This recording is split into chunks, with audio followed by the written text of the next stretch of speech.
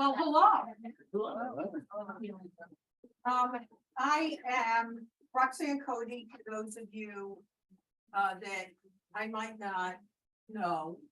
And it is coincidentally the week of our 33rd birthday. It's been fun. And one of the things I wrote a Dear Reader, a newsletter. I don't know how many of you get it, but I wrote it last night.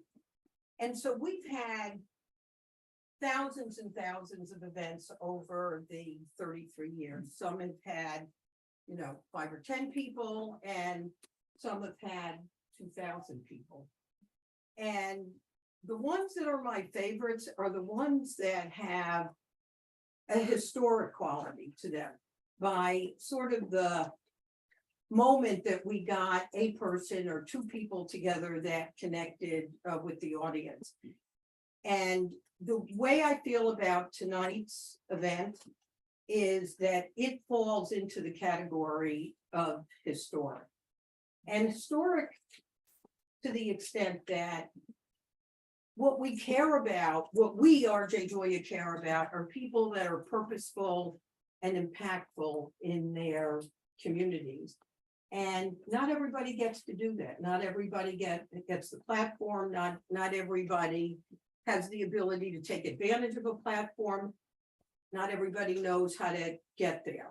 And I think with Titus Kaphar and Reginald Dwayne Betts, we have that. And here's what I think they do. They shift our gaze. And our gaze needs to be shifted. And they ironically do it by taking away some of what we see to push us into what's uncomfortable. And now you see differently. And so the name of the book is Redactions. It is brilliant. It is provocative. It aligns two languages, the visual and the poetic. And for those of you who don't know, they bring all their skills. Titus is a filmmaker, he's a visual artist, Dwayne's a memoirist, a poet, an educator, a legal scholar. And they brought this book together in a way, I hate the word powerful because it feels like everybody uses it for even a stupid sitcom. But it is powerful.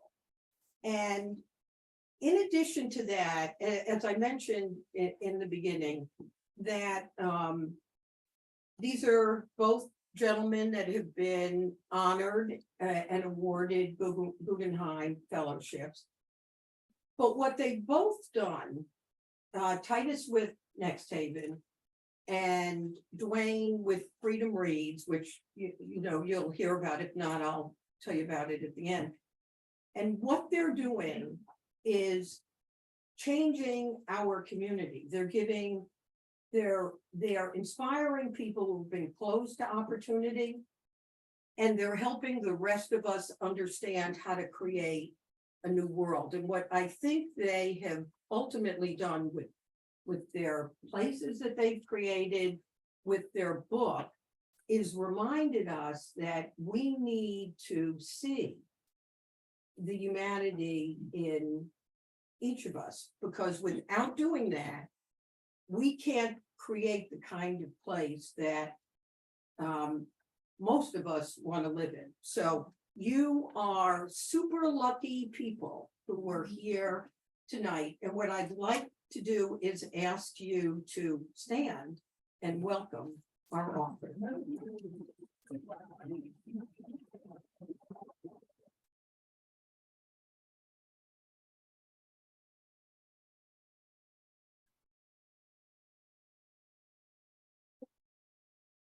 You have Mike.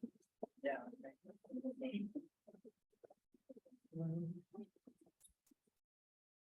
That is on. Hi, everybody. How y'all doing? Yeah.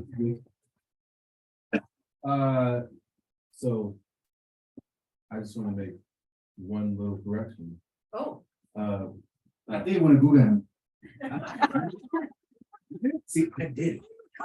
See, that's, I want that. You're predicting. Yeah, see, Thank you. he has both of those. I don't really have him.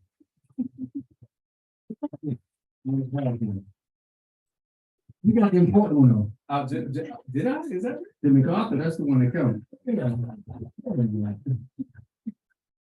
I'm also seeing Nikki's book over here, which I also did the cover too. Which is really great. It's awesome to be here. I see some familiar faces. Some very familiar, some very, very, very familiar faces, some very, very, very familiar faces. So it's awesome to be here. How you want to start? I think it's interesting because one, maybe, first, I guess we should say the biggest suggestion we have for the crowd. One of these things is like, you think, how many books should I get? I want to say first, you should probably get at least 2. And then we're going to start with that, and then we'll have a conversation, and you can evaluate it at the end of the day and say, you know what, I think they were right about buying 2 books. But maybe because I do think that a lot of collaboration between artists and it's interesting to know how they happen.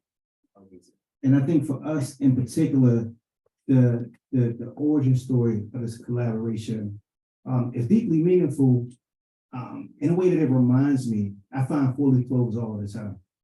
And Which I still don't believe, but I've seen. yeah. And people always say, how do you find fully clothes all the time? And I think the thing is that you look and you remain very, very patient and you accept the fact that often you won't find it. And I do think that this collaboration is something of a fully clover.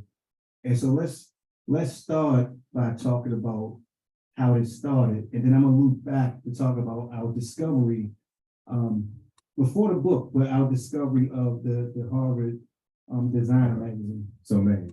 Yeah. Okay. So I'm Titus, by the way. I was asked to do a residency in Maine, in Bowdoin, Maine. And it was a really generous opportunity. The university basically gave me the entire art department. They said, we don't have any students for the summer, so why don't you just take the art department? I was like, okay. Well, I just get the only reason you say no is probably the only reason you say yes is the same reason I would have said yes, which is like we work so much, and how do you turn work into a thing that the whole family could experience? Yeah. And it was like, oh man, I could bring my whole family to Maine, and they could come in the studio too. And we always think our family's gonna care more about the art than they do because they were even younger. I know I was younger, and it's like, y'all want to hang out in the studio? It's like, nah, we just gonna go play somewhere. They say it all the time. So they invited me to come out there, give me the department, and I try to set up in the department as my studio. Well, I really like my studio. And going to another studio is not something that I get used to easy. It takes me a month to vibe before I start actually making the work that feels like I'm on track again. So I called Dwayne and I said something along the lines of, there are no Black people in Maine. It would be nice to have just one more. Something like that. I think I said something like that. And so Dwayne brought his family up, and we were just like really kind of just hanging out in the space. I was not enjoying what I was making as far as painting goes. I was really frustrated. I knew I didn't have a whole lot of time there. But there was this guy, his name was Isaac. He was the one who was supposed to be kind of like my handler while I was there, and he was a printmaker. And he said, I know you're having trouble in the studio, but why don't you come over and make some prints? I'll help you pull some prints. I hadn't made any prints since I was in like graduate school. And I said, all right, that sounds fun. Let's do that. Let's do some etchings. And I started making drawings, and this was feeling good.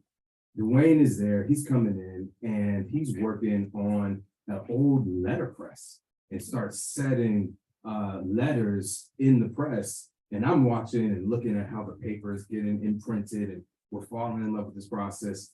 And we really organically decided, let's put that on top of this. Let's put that directly on top of this. And so it wasn't like we set out, hey, let's make a collaboration. Let's do something together. Not at all. It was like being open to the moment. And also, and I think this is even more critical because I don't think all artists can do this, being willing to sacrifice a little bit of yourself to reach something surprising at the end, right? You can cover up what I drew there. That's not a big deal. You can cover up my text there. That's not a big deal. Let's see what we see when we bring all these things together. That's how this whole collaboration starts. Yeah, but the funny thing is though, so we were there in the last dinner, because we have been working with poetry mostly, but we have also been working with what are the visual images around prison. And so we have been working with letters that people have written and looking at the stamps and looking at the names and the addresses and the naming of those prisons and thinking about what does it mean to silk screen that and find ways to juxtapose the visual with the written in a way in which neither was the substrate for the other one. But it wasn't until that dinner when I was like, oh, I should read this poem. And I don't know if you knew about the poems yet, because I had just started like really working on these redacted poems, and I had explained it, and then I read one of them, and you were like, oh, well, what if we did that? Because when we left, we didn't actually have any of the pieces that will become the Redaction project, and I don't even know if like we had tests that was of how the etchings worked, and we had tests that was how the letterpress worked, but the actual like redacted pieces, we didn't have any of those. And we made with some samples and the germination of idea that realistically could have taken 3 or 4 or 5 years to realize. And what I never said this to you, but one of the things I respect about Titus is that it's really easy to imagine that you're an expert. And so when you got an idea germinating, you decide that you won't talk to people about it until it's fully fleshed out. And Titus was like, we should go talk to Sarah Suzuki about this. And I was like, all right, whatever, And so we go to MoMA. She's a curator at MoMA PS1. She's more than a curator, but I'm not an artist, so I don't really know how to describe the work that she does in a way that really fully honors the kind of generosity she had to talk to us about a project that was just in the idea phase. And we go to talk to her, we had MoMA PS1, and we show her some of the images, and she was like, y'all should do an exhibit here. Mind you, I think most people talk to people about like work like this when it's much further along. Because she's like, y'all should do an exhibit. And I look at Titan, and he's like, yeah, we should. And mind you, we have nothing though, right? And she's like, well, you can't do it at MoMA because it takes 3 years to get an exhibit here. Because they got like a 3-year run. But she's like, MoMA PS1, you could do it. You think you'd be finished in March? We don't even have a printer. And so we both was like, sure. Never turned down a challenge. And I remember the first lady we went to, and she was dope. We went to her, yeah.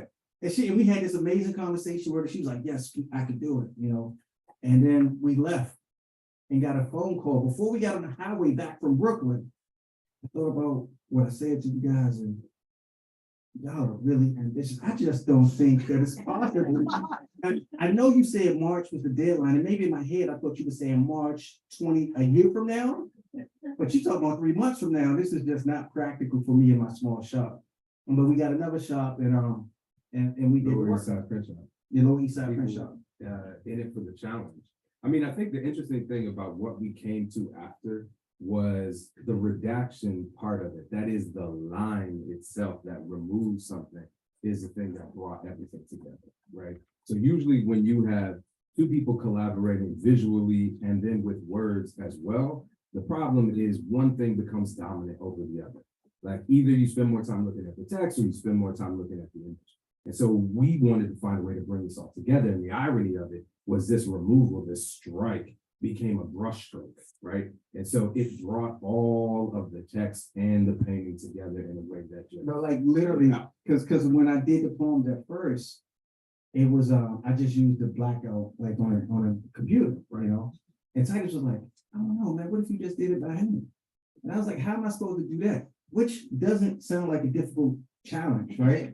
But it was like, how do you do it and then make it and then digitize it in a way that feels natural? So we went through several, it didn't like what what kind of marker do you use? Like what brush stroke, if you think about the brush stroke and you got different size brushes, well, if a marker is making the stroke, what size marker do you want to use? Because what thickness do you want the stroke to have? So it does have a sort of visual resonance, right? And anyway, the other thing I think that I did was I had made these poems out of lawsuits, class action lawsuits where people were being sued because they were incarcerated people because they can't pay bail. I've never asked this question before. Raise your hand if you've been locked up. Interesting thing is that like you ask somebody a question like that, and they think that you're asking like okay, well, how long have I did 8.5 years in prison for robbery, and it's not something I'm proud of, and it's something that I got to carry with me. But the one reason why most people are ashamed and afraid to say that they've been even arrested is because they believe that they'll be looked at in the same light that you look at somebody who's committed a robbery or somebody who's, committed a murder or whatever you imagine is a violent crime. With these lawsuits, what Dawn was reminding you of the brutal churn of people through the system. And these lawsuits were filed for people who were incarcerated because they couldn't pay bail. Now, I didn't have bail. So you have to understand that if you had bail and you can't pay it, right? It probably means you are incarcerated for something that you shouldn't be incarcerated for anyway. Unless your bail is $250,000 or $500,000. But these were people who couldn't pay $500 bills, $1,000 bills. And they were people who couldn't pay traffic tickets, who had fees and fines. It actually blew my mind because my understanding of incarceration is rooted in violence and rooted in the people who I spent my time with who weren't people locked up for minor offenses. And so the lawsuit captured something in me that I wasn't even conscious of, despite the fact that I was like about to graduate from law school. I spent all this time in prison. I spent all this time doing this reform work. This was an invisible class of people who were mostly invisible because they didn't have the means to not even the means to pay the bill, but the means to present themselves in public in a way where they wouldn't have been harassed in the way they led and they get incarcerated for whatever. And so I was reading these civil rights lawsuits. I was reading these civil suits, amazed by these lawyers who were like, I am going to take action at this by saying that the state and the city has violated the constitutional rights of these citizens. And I'm going to read the first page of this one. So I redacted them. I read them, recognized it was just too much Latin in these. Like the lawsuits are like 30, 40, 50 pages long. And it's like, when you're into it, you think everybody's into it. But then you get 20 pages in and you realize that if you don't know Latin, you're not interested. If you don't know what a statute is, you're going to constantly be confused. It's like, why does it keep saying, subsection E of the US code? It's like, what is this about? So I decided to redact everything that I consider superfluous. Let me add one more part of it. So, Use your microphone. Right. You hear me? I just want to add one more part of this. Just when you went to go visit some of these folks and took pictures, and the other organization that we work with to collaborate, that's where the portraits come from in this. Go ahead. And so I like redacted it and I had created these poems out of it. But for our project, I wanted every page to be its own poem, so that even though a whole poem might be 8 pages, if you would have just had one print that we made, it would be its own thing in its entirety. And if you happen to have all of the 6 pages or 7 pages, you got a more robust story, but just one page alone tells you a story. Because we wanted each piece to exist uniquely as its own, while also working in tandem with the pieces that followed or preceded it. So I'll read the first page of this. And then those who lawyers know, it's just like this telltale, oh, I know what that document is, But if you're not a lawyer, then you just got introduced to the classic, the first page is like the classic legal document with how it's structured. In the middle of Alabama, the people versus the city of Montgomery. The plaintiffs, impoverished, jailed by the city, unable to pay traffic tickets, pay or sit in jail.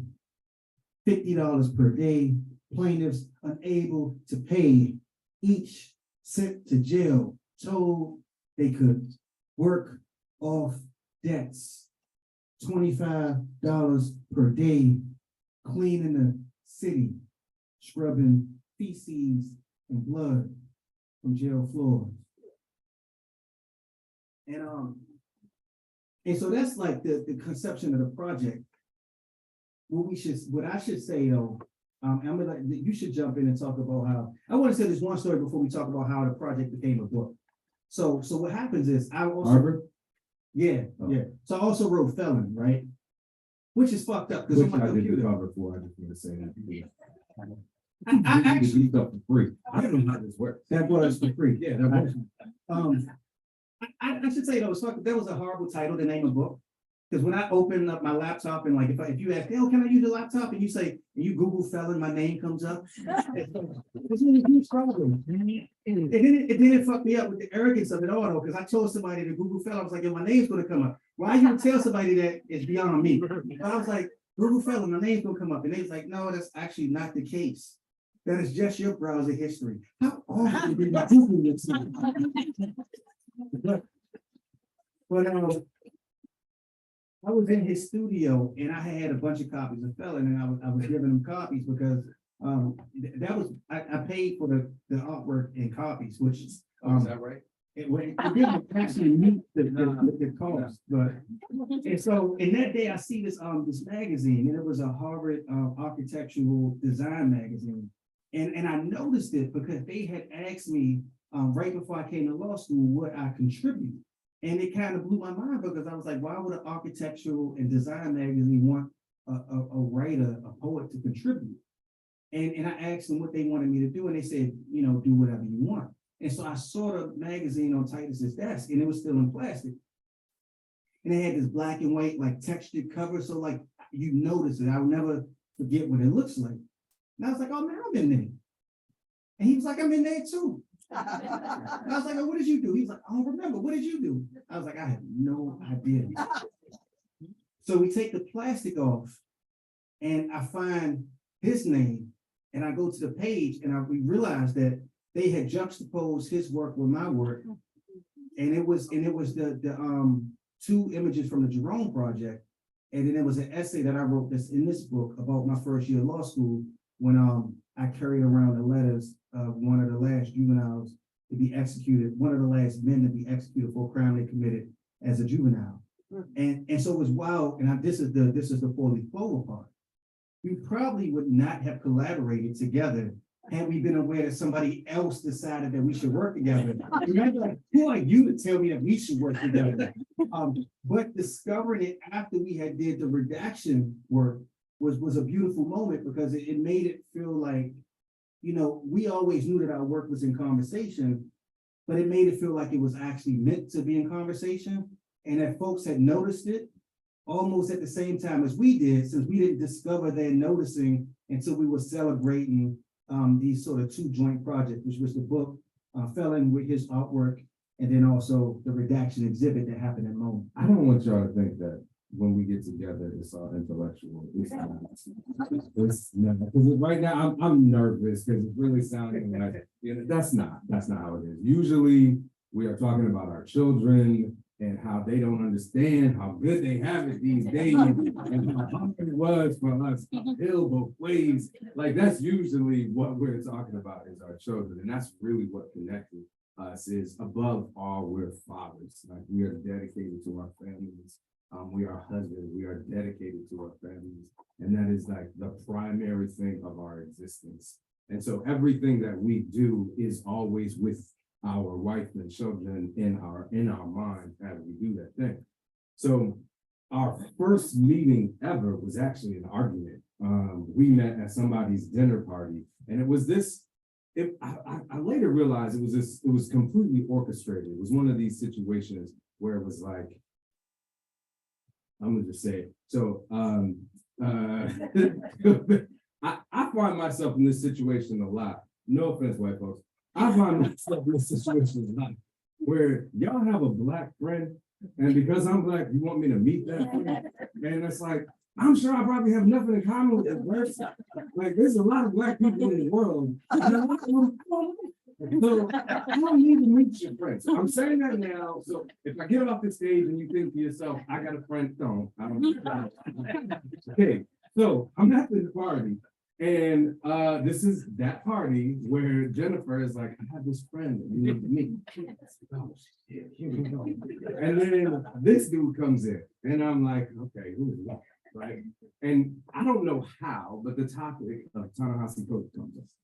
And That was like the only topic that you, that's how. that's the only, well, you're right, you're right. Between, that was when Between the World and You It came just, out. it just come out. Yeah. So we sit down at the table and we just start arguing. We had both read the book though, which I appreciated because a lot of people were talking about the book having not read it. Yeah, yeah. And we had both read it and we were going in. I was like, I don't know if that's true. You got to look at where he was saying X, Y, and Z. What do you think about that? And it was a long and intense We argument. argued the entire evening, right? They're off doing their thing, and me and him were just like, all night long. So I thought, and then we japped up after, and I was like, anybody who I can argue with that long and still be like, I want to talk to them again, is somebody that I'm probably gonna have a long relationship with. And so then that became the thing. And then our kids started hanging out, our kids went to the same school. And our relationship really built from that. So when I The only reason I got a dog actually is because he had this huge Doberman, huge Rottweiler. And like we would go to his house and his. wait, hold on. My Rottweiler inspired you to get that little bitty thing? Yeah. And it's funny because Bernie was kind of old at the time, and Bernie was like real chill, but big though. And my kids were little at the time, and Bernie's like running up on you, like putting her whole body up under you, like I want some attention. And we were like terrified of dogs because honestly, because we Black and from apartment complexes that didn't actually have dogs. And people who had houses had dogs, and they always would be like, don't jump in my yard. And you would jump in the yard and the dog starts coming at you. So the wild thing is that, like, when you have a friend, it's interesting the way in which you change how you think about the world because of the things that your friends are into. And you were the one friend that, and my kids were like, yo, I don't like dogs. I'm like, I actually don't really give a fuck. We go on hang at Titus. Like, and it's literally like me, my wife. None of us like dogs, but because we like your family. I didn't know all this. I didn't know that was the reason why you bought the dog. I mean, we bought the dog because we began to realize, like you and Marcus, and we realized, Oh, yeah. the dogs. And I mentioned this, you probably like, this has nothing to do with the talk. It's a strange misconception that people have about the book because, Titus started this by saying this, we're committed to family. And we don't just talk about serious subjects. People think that this is a book about incarceration. Even the poems, like the poems that I said, that's not really about incarceration. That is about the profound injustice to be told that you owe money. And we're going to lock you up because you can't pay. And then we're going to let you work while in jail to help you pay. And there's other poems in there we talk about people like they left children at home because they got locked up. And they lost their jobs while they were locked up. On these petty $1,600, $800. But also, the other poems that we have in the other artwork, a lot of my dog ends up in a lot of those poems. Family ends up in a fair amount of those poems. And so those poems end up being about love, they've been about friendship, relationship. You know what poem I'm looking for right now?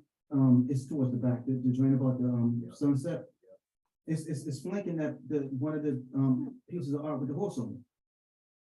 It's the George Washington joint. So anyway, what's interesting is when you get it, it'll reveal things to you that you might not expect to be revealed. You think that you're picking up a book that's just about this one thing, and you'll realize that it's always everything, everywhere, all at once.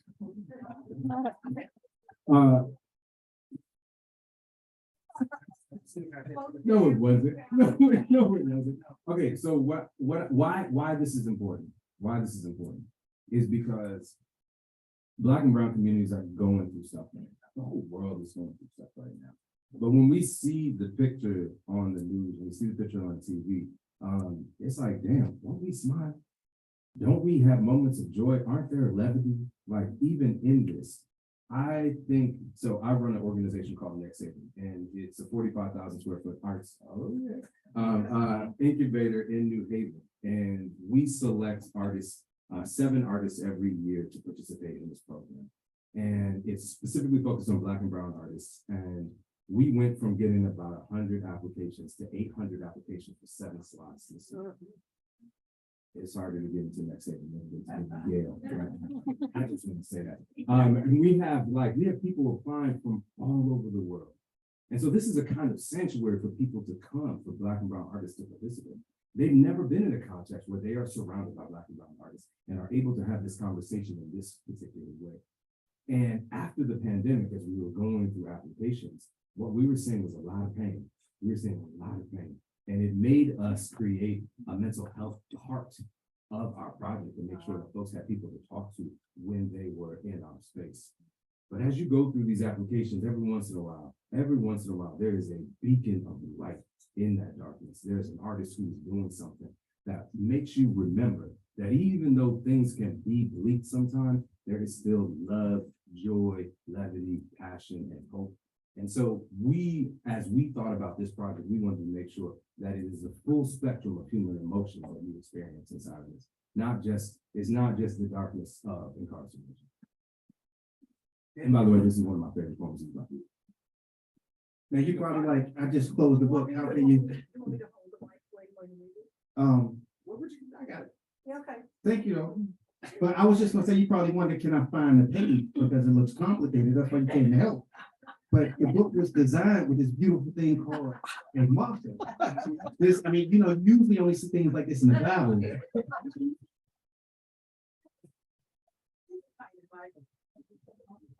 I'm glad you said that and not me.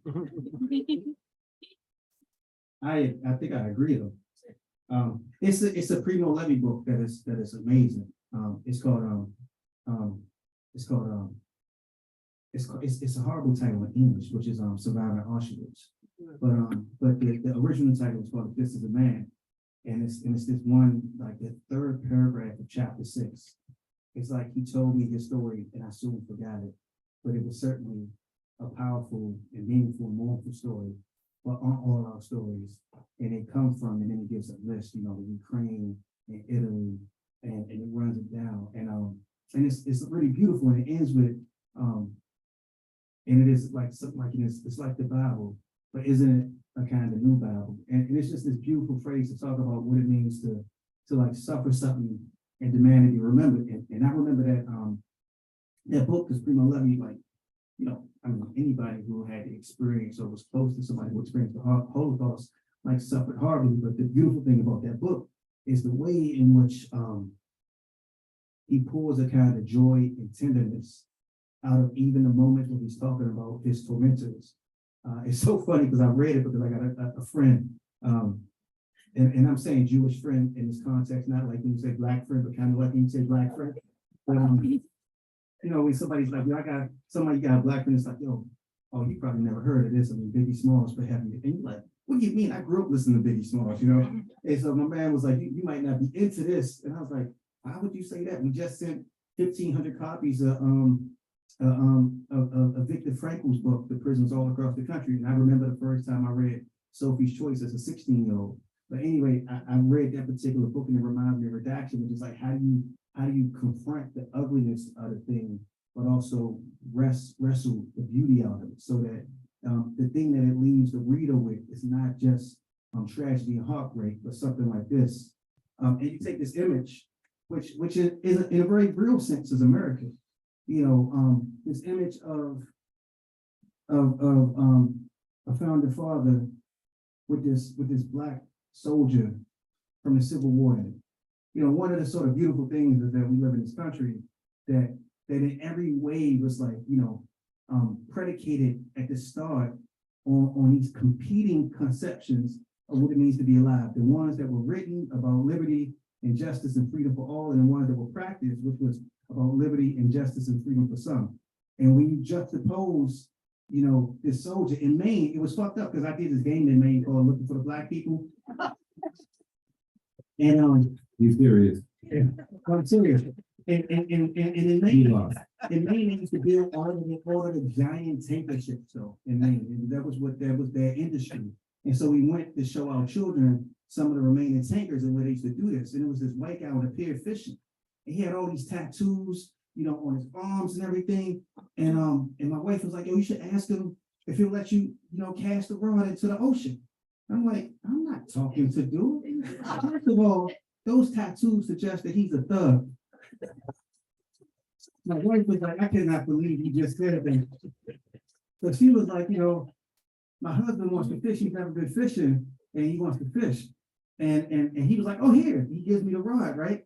So I throw it, I'm holding it, and then his partner, his wife or whatever, she's like, I caught one. He runs over to her and reels it in. He's like, you want to hold it to me? And I'm like, sure. I was like, you're not gonna keep it. He's like, no, we just, fish and take it out, then we throw it back into the sea. I was like, for real? He's like, yeah, you don't want to like hurt the fish, really. This is, it's meditative. And hold the fish, right? But the fish is slimy and it falls to the floor. And he was like, what happened? I was like, it jumped. and so then anyway, I ended up spending like 45 minutes with this guy. And I'm leaving and I was like, he don't really want me around. He got 6 fishing poles lined up against, why are you co-fishing with 8 fishing poles and you're only using 2? And as we walk away, he said, hey, you want to cast your own line? I'm like, this dude is nice. And so I'm fishing with him. And he says, Maine had the most soldiers in the Civil War outside of the South. And he hit me to one of the forts in Maine. And I just knew that he was lying. Now, we had only known each other for 9 minutes, so I didn't want to say it out loud, but I just Googled when he wasn't watching. And sure enough, it was true. And I found a letter written by one of the soldiers from Maine that was like, people asking, and they, wrote one of the newspapers, and people asked me why we're doing this. It's like, because I'm American and this is what you're supposed to do. How could I not do this? And so even within a tragedy, if you look, closely enough, you'll find some joy and you'll find a moment like this. There is the dream, and then there is a moment where morning comes with a combination of colors that have never existed before. The vernacular calls this dawn, or first light, or sunup, daybreak, break of day, cock, crow, aurora. There are so many words for this particular beauty, and no one dare call it fleeting. This beginning, this kind of horse we ride into what we hope will happen. This strange and wild thing that gallops us into our life. That's beautiful. That's beautiful. That's not my favorite poem. That's not what I'm talking about. Talking about the one that about what's the name? Who died? Oh, Michael K. Williams. Come on, man. Get it right. You got 2 No, that's not my favorite. The other one is my favorite. The Michael K. Williams is my favorite. Sorry, he'll figure it out. So actually, I discovered this like on the last day of the book. The book was super finished. And I had wrote this poem for Michael K. Williams on my birthday, like 1 o'clock in the morning on my birthday. And I forgot it existed. Now, what happened is when I write on occasion for the New York Times Magazine, and they had this issue called The Lives They Lived that comes out every year. This past year, I wrote about this kid that got murdered tragically, like close to where I live. He was a 15-year-old kid that got killed for nothing. And I wrote a piece about him. But the year before that, I wrote about Michael K. Williams. And I remember demanding, I took the piece from somebody else because I had met him the year that he died. And so I took the piece from somebody else who was working on it. And I remember writing it, and what I was trying to capture was, how do you tell a story about somebody and remember not whatever people think you should associate with them, but the thing that brings the most joy. I saw a video where he was dancing in one of these parks in Brooklyn, and I didn't know he was a dancer. And it just reminded me that you can have layers and layers and layers of your life that your friends don't even know, if you're lucky to live long enough.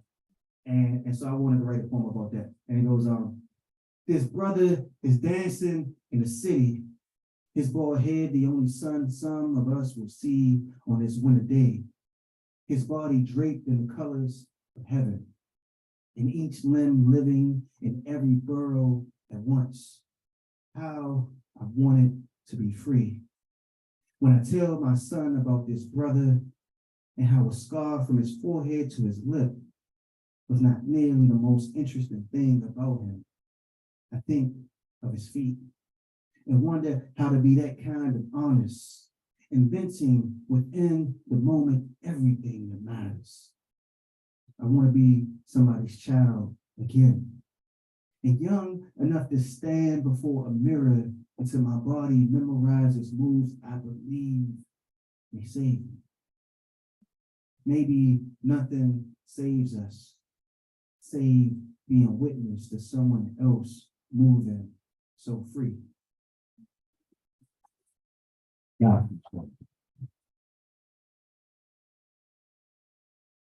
All right, so apparently we're supposed to take what?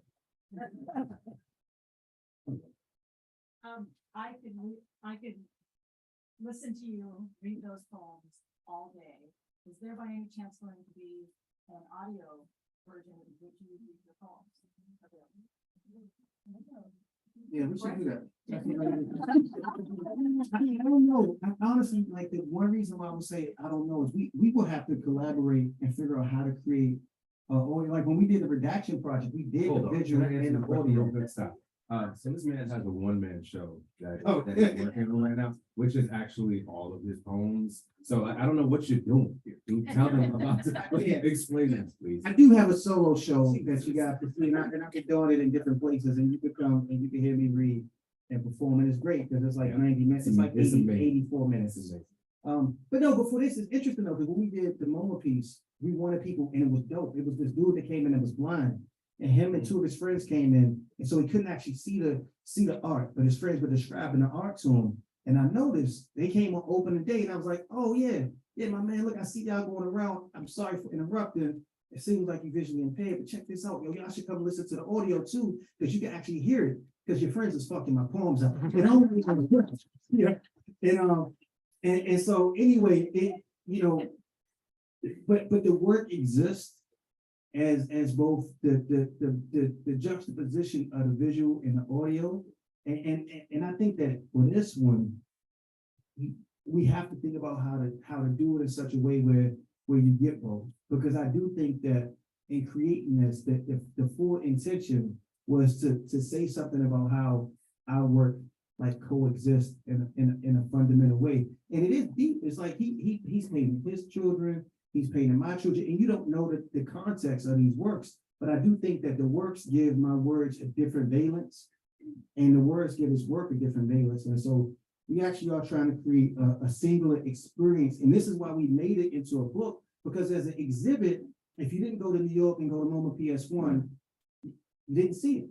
You know, it just something else occurred to me about that, and we're still taking questions, so feel free to raise your hands. I don't know, I told you about this, the Sonic paintings I'm working on right now. Yeah, well, you told me, but they were just doing Oh, that's right, because you came on the studio. Yeah. Oh, so that would be a really interesting way. So I was sitting in the studio the other day and I was thinking about this particular painting that I was making that had trees, a truck, a house, a landscape, grass, bird, all of this kind of stuff. And I'm sitting in front of the painting and I'm going, what does this sound like? What does this painting sound like? And so I got this idea of constructing essentially a painting that is also a speaker. And that there would be this experience, a singular experience in front of this painting where you're hearing all of those sounds. Because in general, when people go to a museum and they look at artwork, they're in front of a painting for like 10 seconds, and then they move on to the next thing. And so in film, it's amazing. It's a gift. Like you get people for 2 hours. That's unbelievable. And so doing that together, right? The sonic painting and the sound, the painting and the sound gives you an opportunity. I never thought about the idea of like having you like read. Oh, yeah. we should do that. All right, next question. The performance, what was that? I just did it at Princeton a few weeks ago. That's too Yeah. far. Yeah, well, I did it, but I did it in New Haven. I did it at so I've never memorized anything before I did the show. And the first time I did it was at the Yale Cabaret, and they straight hustled me. You can say that? Yeah. But they hustled me though, because what I didn't realize is that the Yale Cabaret is 6 performances over 3 days. So I had never memorized anything. And I was doing a performance from like 6 to 8:30. We did a performance from 10 to 11:30, like 3 days in a row. And then I went from there. I did it at the Eisner, and I did it at universities all across the country. I'm doing it at next week. I'm gonna be at the Jewish community, this Jewish Cultural Center in San Francisco. I do it in prisons all of the time. It'll be back in New Haven. It's been in development, and now it's really tight. So it'll be back in New Haven probably at, summertime, sometime 2023. Well, Next Haven has a black box theater that will be, you don't know. We're gonna open it. That will be presenting. Well, you do know that. I told you that. That will be presenting this piece, so you can come see it there. Oh, Oh, no. That's fine, man. That's fine.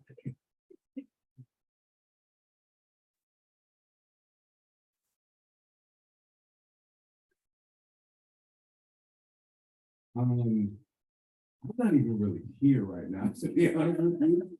But, I'm making my first feature film. And so I'm really excited. I'm really excited about that. We start shooting in June.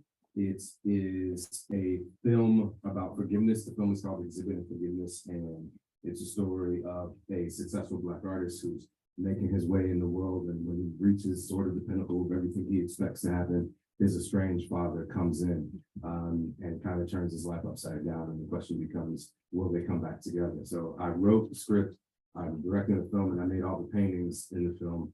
And so I'm super excited about that. So you guys see Moonlight? Yeah. So Andre Holland, who was in Moonlight, is starring. Did you see King Richard? Yeah. So Anjanou Ellis, the mother in that, she is starring her film. And did you see the United States versus Billie Holiday? So Andra Day is also starring in the film as well. So she's amazing. I'm also in it. I'm unnamed cop number 2. Kind of disappointing that he made me a cop. It didn't say, it's killing me. It's killing me. I should have went first too, because actually this is really impressive, because I do think what it means to be an artist, what you try to do is figure out different ways to push yourself and different ways to create different opportunities to get your message. And you've got to recognize that sometimes the art that you want to create doesn't always fit the way you generally conceptualize it. So like, I'm a poet, but I started writing, long form stuff for the New York Times because it was things I wanted to say that were radically different and also different from memoir. And but anyway, what I'm doing is I started an organization called Freedom Reads. And thank you. And we build libraries in prison, and we build micro libraries. It's like 500 book collections. The only people what this experience is, opening 500 books in one day. But the only people who know what the experience, the beauty, the joy of opening 500 books, brand new books in one day, is people who work in bookstores. And so what's really beautiful about what we create is just these beautiful handmade bookshelves out of like maple, oak, cherry, walnut, and the books are accessible from each side, and they're curved so that and they're modular, so you can make them into like a kind of S, you can make them into a half circle, but the point is you access the books on both sides, and they kind of operate almost like a coffee table in a way, like you never sat across a coffee table with somebody when not spoken to them. And so when you put this, and we put them in prison housing rooms, we don't put, because we want you to have beauty 10 feet away from where you sleep every night. And so, we've been doing that. It started with a $5 million grant from the Mellon Foundation. We started out in like 2020. Now we've done 100 libraries, over 25 prisons in 8 states. Next week, we're doing 30 more libraries across 2 prisons and across 3 prisons in California. And so that's what we're working on. We got a space in New Haven. It's in Hampton. It's on 2666 State Street. We call it Bolaño's house. For those who know about Bolaño, in this book 2666. But and the beauty of it, honestly, this beyond the impact of the books and what it means to go inside and bring people from the community in, you get to go into prison not as a warrior. You get to go into prison as a community member, because it takes a lot of time to open up 500 books and to shelve 500 books. And part of the reason why it takes so much time is because you pull out the Count of Monte Cristo, and then 3 people have read it, and you can't help but to talk about it. And it's like, well, what is that? Or you take out Shakespeare, and it's like, oh, that's that Hamlet again. And you're having these conversations with people about the books that you love, and you're reminded of the books that you love. If you're a reader, you actually forgot what you loved at 20. You forgot what you loved at 27. And part of the ways that we did is how I curated the list is I got people to create focus groups during the pandemic, where, we couldn't go outside, and there would be 3 people who would jump on a Zoom call together. And I would say, your only job is to record this and to talk about books. And I would watch it, and I would listen to 3 friends talk about the books they love. And you can see the discovery on their faces. People who knew each other for years never knew that they had the same books in common, or that they had books that they felt like their friends should have read that they never talked about before. And so at the spot, right now we have in a rehab, and it's we're turning into this beautiful space, but come like July, you'll have an opportunity to come into our space, because our design is so beautiful that, it is, that you can put it together yourself by hand in like, an hour. And the reason why we made it that way is one, because you just can't have any, turns out that having like nails and screws and things, you can't have it in prison. And I see stuff about the Oh. color. And it turns out you can't have nails and screws in prison, but it also turns out that if you design thoughtfully enough, you can have the community participate. So you heard of like Habitat for Humanity, where you can come into our space and build libraries for humanity, so that you could both donate your money to Freedom Reads and Next Haven, but you could also donate your time to Freedom Reads. What's the website, Frank?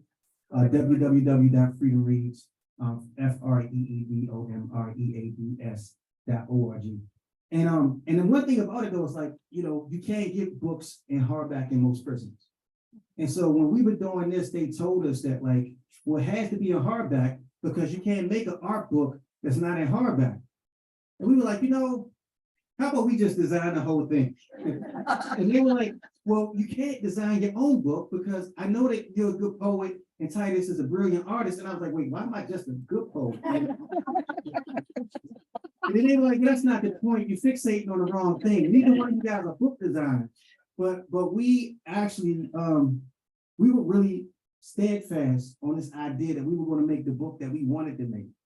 And they were like, you got to make a book at a $35 PowerPoint because price point, because nobody will buy a book that costs more than $35. He said, that's not true. He said, it got to be hardback because they're not going to think it's quality. He said, that's not true. We're going to make it tactile. We're going to make it cloth bound. And by making it cloth bound, that it guarantees that it could get into prison. And then Titus talk about, and we made some other decisions in terms of how the redacted prints show up in this book to literally make it distinct. And this is why you buy 2 copies. So, even the color of the ink on this is specific.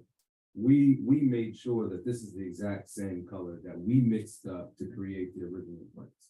As Dwayne said, a lot of folks, part of the reason why I'm doing film too, and I'll get into that in a little bit later, but a lot of folks may not have been able to come to our exhibition and see this thing in person.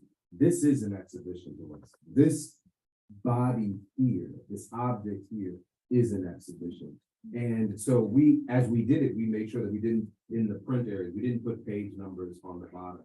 Because if you want to take that out and you want to put it on the wall, that's a piece of art that exists in itself.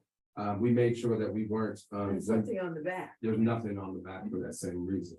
And so we, at every stage, at every opportunity, we wanted to make sure that this is an accessible art exhibition, a piece of art. I've gotten to a place in my career, this is real talk right now.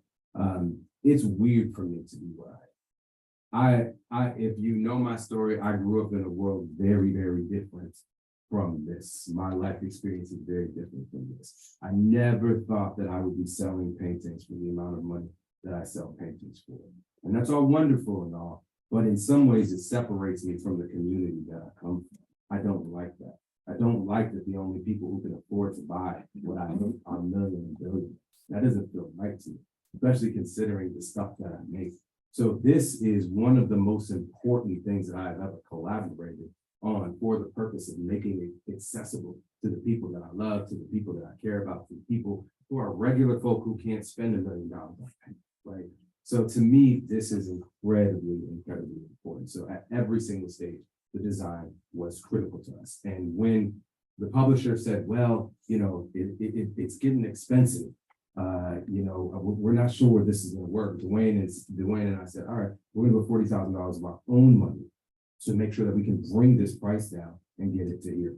And so when it came to getting it out and publicizing it and marketing it, we said, we're going to be on that team as well. So, because it would have been like a $250, $300 book.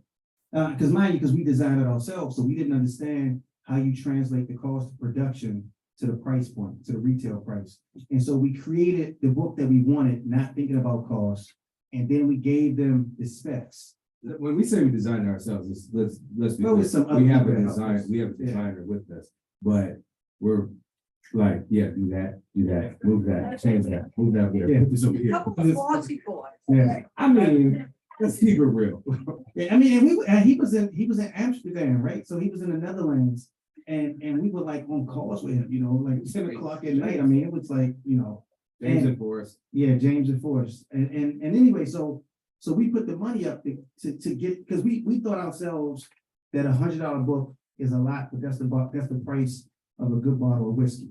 And and I'm like, I hang around people who will get a good bottle of whiskey. And even if you don't have money, you'll get 2 cheap bottles of whiskey. And so I was like, well, this is what you do. You get the book and you pay $100. And then you actually, we've done this before. You cut a page out. You got to be really careful, but it's easy. You get this mat that allows you to cut it and won't cut through the pages. And you get this blade that's a roller blade, and you cut the page carefully, and then you frame it. And so one of the books is $100, but then it becomes 40 priceless gifts to people that you love.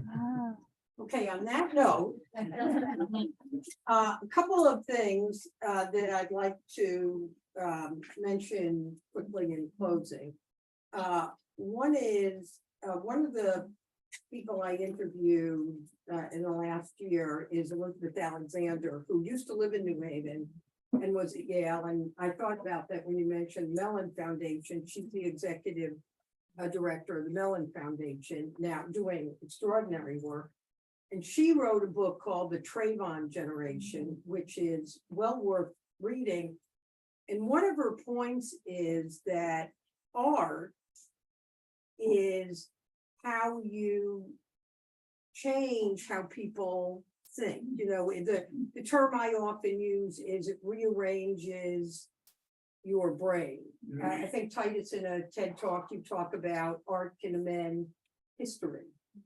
And what Titus and Dwayne have done in this book is, I've read it like 3 or 4 times, and depending on where you are and the time of day and the mood you're in, you're reading a different book. And it takes reading it over and over again, I think, for the whole of it to settle with you. So we do have a limited number of books, but I think if you each buy 2, we might run out, but you should buy 2. But I tell you the other thing I'd like you to think about. You're going to want it, and you're going to want it for you.